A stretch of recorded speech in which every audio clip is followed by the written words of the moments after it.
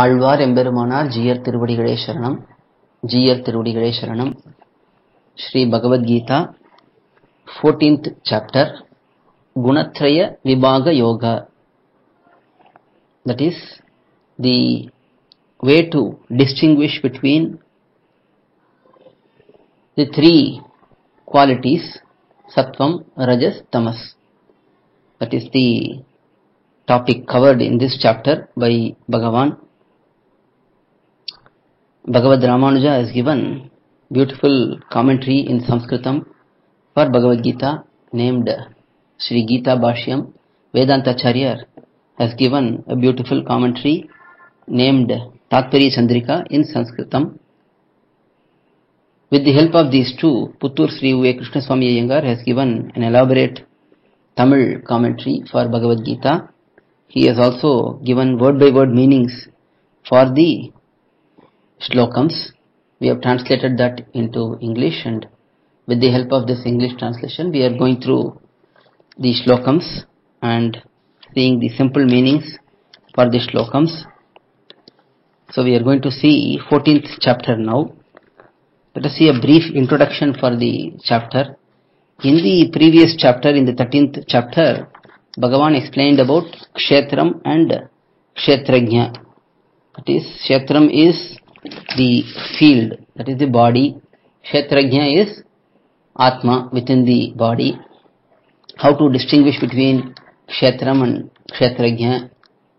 How a Jivatma progresses from this bound state into self-realized state.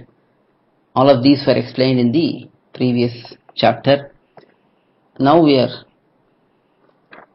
seeing the Gunatraya Vibhaga Yoga. In one of the shlokams, Bhagavan explained in the previous chapter that the Jivatma is bound in this Shariram, in the body, in the Kshetram, due to Sattvam, Rajas and Tamas, the qualities, and the joy and sorrow acquired by the combination of those. And Bhagavan wanted to explain that further. So in this particular chapter, he is going through Sattvam, Rajas and Tamas in great detail. So we are going to see each shlokam in this particular chapter. Let us see the shlokams. First shlokam, Shri Bhagavan Uvacha, Param Bhuyaha Pravakshyami Jnananam Jnanam Uttamam Yat Jnatva Munayaha Sarve Param Siddhim Ito Gataha. In the first shlokam, Bhagavan is explaining the importance of this particular knowledge which is to be gained. Param, different from previously explained. Param generally means higher or superior, and different as well. Depending on the context, it will be explained accordingly. So here it is taken as different. Bhuyaha Pravakshyami, I shall explain again. Bhuyaha means again. So Bhagavan is going to explain again about Sattvam, Rajas, Tamas, but now it's a detailed explanation. Yat Jnatva, attaining which knowledge? Sarve Munayaha, all those who meditate upon which. Munayaha, Muni Shabdham, the word Muni means one who meditates constantly. So here the knowledge which is meditated upon constantly is highlighted. Itaha, from this samsaram, in this material realm, Param Siddhim Gataha, attaining the great realization of their pure self. Jnananam Uttamam Jnanam, best among the knowledge, to know about Prakriti and Purusha. So here, Param Siddhim Gataha, this great realization of the pure self, that is explained here as the ultimate goal. In Bhagavad Gita, as our Acharyas have explained, there are places where Bhagavan talks about self-realization only, or it can be said as Kaivalya Moksham, where the Atma is enjoying the self itself. There are other places where the ultimate goal of reaching Bhagavan is also explained. So depending on the context, it has to be understood like that. Since the previous chapter was talking about self-realization, it's a continuation here. So here also it is talking about the kaivalyam, that is Atma enjoying itself or enjoying himself. That is called as Paramsiddhim here. So that knowledge which gives the liberation, which leads to the self-realization completely, that is the best among the knowledge. That is first shlokam. Now second shlokam. Idam jnanam upashritya mama sadharmyam agataha sargepi nopajayante pralayena vyatanti cha. So in this shlokam, Bhagavan is explaining, after reaching that stage of kaivalyam, one will attain equality with Bhagavan. Not full equality, but to some extent. There are some aspects which one attains equality, and having attained that state, one will neither be created here nor be destroyed in this material world. So that is the focus of this shlokam. Idam jnanam, this knowledge which is to be explained in this chapter, upashritya, attaining, mama sadharmyam, equality with me. Here sadharmyam means equality in 8 qualities. Apahata papma, vijraha, vimrutyuhu. So there are 8 qualities which are highlighted as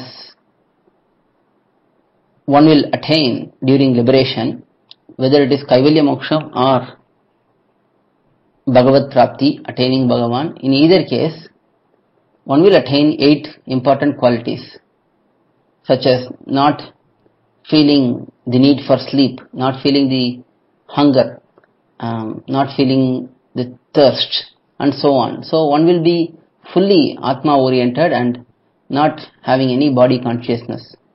There will be no sins. So in these aspects, one attains equality with Bhagavan, and having attained that state, one will neither be created, that is what is explained next, agataha, having attained, sarge api na upajayante, they are neither created here. After attaining that state, one will not be born in this material world and not be part of creation. And pralayena vyatanticha, when one is not created here, one will not be destroyed as well. So that is second shlokam. Let us see third shlokam. Mama yonir mahad brahma tasmin garbam dadamyaham sambhava sarvabhutanam tato bhavati bharata. In this shlokam, Bhagavan is explaining how this creation happens. That's a very nice shlokam. Bharata, O descendant of Bharata clan, Yonihi, being the origin, cause for the whole world, Mama, my, Mahat, great, Brahma Yat, Mula Prakriti, which is called as Brahma. Brahma, the word sometimes indicates Prakriti, sometimes it indicates Atma, sometimes it indicates Bhagavan. So depending on the context, one has to understand the word properly. So here Brahma Yat means Mula Prakriti, which is called as Brahma. Tasmin, in that, Garbham, pregnancy, in the form of a collection of all Chetanas. That is the Jiva Samashti or Chetana Samashti. All of them are impregnated by Bhagavan into the Mula Prakriti, primordial matter. And from there, all the creation happens. Dadami, I sow. Tataha, by joining these two, matter and souls, Achetanam and Chetanam, Prakriti and Jivatma, Sarvabhutanam, all creatures, starting from Brahma down to grass. Sambhavaha, birth, bhavati, occurs. So everything happens, all the creation happens by Bhagavan placing the Jivatmas inside Mula Prakriti and letting the creation happen. So this is how creation happens as explained by Bhagavan. The Prakriti manifests itself in 24 different forms. There are 24 achetana tattvams. Moola Prakriti is there, Mahan, Ahankaram, Manas, mind, and then Karmendriyas, 5 Karmendriyas, 5 Jnanendriyas, Panchabhutas, and then Panchatanmatras. So these are the 24 elements which make up the whole achetana matter. So all of these are engaged in the creation process, and the different variegated creation happens eventually. Fourth shlokam. Sarvayonishu kaunteya murtayaha sambhavanti yaha tasam brahma mahadyonir aham bija pradafpita. So here Bhagavan is saying he is the one who unites the Chetanas with the matter. He is the father who impregnates matter with the Chetanas and creates the whole world, whole universe. So let us see the meaning, word by word meanings. Kaunteya, O son of Kunti, Sarva Yonishu, in all births such as Deva, celestial, Manushya, human, Tiryak, animal, and Stavara, plants and other immovable items. Yaha Murtayaha, those forms and bodies. Sambhavanti, are appearing. Tasam, for those bodies. Mahad Brahma, primordial matter, which is in effect state along with the Chetanas. So primordial matter as it is the causal state. When it transforms itself into variegated creation like plants, trees, animals, humans, and so on, then it is in the effectual state. So this primordial matter, yonihi, having that as the cause, aham, I am, bija pradaha, unites the chetanas, souls, with the matter based on their individual karma. Pita, father. So I am the father who places the Jivatma into a particular body depending on the Jivatma's karma. So there are innumerable Jivatmas, they have different karmas. Depending on individual's karma, Bhagavan places the Jivatma in the particular form. For example, if someone has huge virtues, lots of punyam, then he is made as the Brahma for the particular universe. If someone has many sins, then he is placed in a very lowly form, a plant form, maybe an animal form. So depending on the karma, Bhagavan places all the Atmas into different matter, different forms and bodies. So that is fourth shlokam. Now he has explained the creation. In this fifth shlokam, he starts explaining about Sattvam, Rajas and Tamas. The Sattvam, Rajas, Tamas, they are all directly present on the Prakriti. The whole Prakriti is made of this Sattvam, Rajas and Tamaha. This Sattvam, Rajas, Tamas, they are going to be explained in detail. But for now, we can understand that Sattvam leads to noble qualities. Rajas relates to passion, where there is anger, where there is eagerness to do something, and so on. Tamas relates to laziness, lethargy, sleepiness. All of these relate to tamas. So these three qualities are present in Prakriti, matter. And that is what is going to be explained in this shlokam, and further it is elaborated in great detail. Sattvam rajas tama iti gunaha prakriti sambhavaha nibadnanti mahabaho dehe dehinam avyayam. Let us see the word by word meanings. Mahabaho, O mighty armed Arjuna, one who has very great shoulders. Sattvam rajaha tamaha iti gunaha. These three qualities, namely Sattvam, Rajas and Tamas. You can see goodness, passion and ignorance. Prakriti Sambhavaha, they are always united with matter.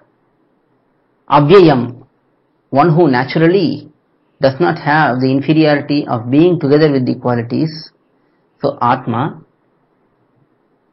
that is Dehinam, Jivatma, who is dwelling in the body, Dehe, in his body, Nibadnanti, binding him. So this Sattvam, Rajas, Tamas, they are the qualities which lead to sorrow and joy, and those aspects bind the Jivatma who does not have these qualities naturally. The Sattvam, Rajas, Tamas, they are not natural qualities of Jivatma. They are present because of the connection with body, with the matter.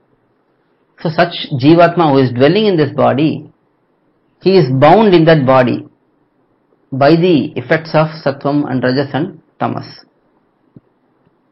So that is in this explained in this 5th shlokam. Further he explains in great detail about Sattvam, Rajas and Tamas. We will see them in the coming sessions. Alvar Emberumanar Jiyar Tiruvadigalai Sharanam, Jiyar Tiruvadigalai Sharanam. To learn such valuable information about our Sri Vaishnava Sampradaya, please download Koyil, K-O-Y-I-L app from Google Play Store or Apple App Store. Our website is koyil.org, Koyil.org.